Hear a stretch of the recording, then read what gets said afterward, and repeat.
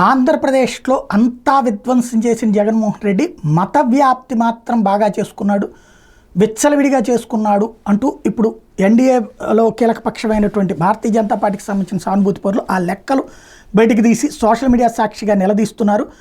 ఏ ఏ రంగాల్లో ఏపీ ముందు స్థానంలో ఉందో తెలియదు, కానీ చర్చల విషయంలో మాత్రం దేశంలోనే అగ్రస్థానంలో ఉంది అన్న చేతిమహత్యం అనమాట. 24 కోట్ల జనాభా ఉన్నటువంటి ఉత్తరప్రదేశ్లో 1178 చర్చిలు ఉంటే 5 కోట్ల జనాభా ఉన్న ఆంధ్రప్రదేశ్లో 6034 ఉన్నాయి. కానీ ఈ డేటా కూడా నమ్మశక్యం కావట్లేదు, ఎందుకంటే తెలంగాణలోనే 219 మాత్రమే అని చెప్తున్నారు. కానీ మా ఇళ్ల చుట్టూ కూడా 20 కిలోమీటర్ల పరిధిలోనే 50 చర్చిలు ఉన్నాయి. అంటే అక్కడేమో వీళ్ళు ఎట్లా లెక్క చూపెట్టారు, మరి ఇది ఎవరో సృష్టించారా ఏంటి అన్నటువంటి తెలియదు.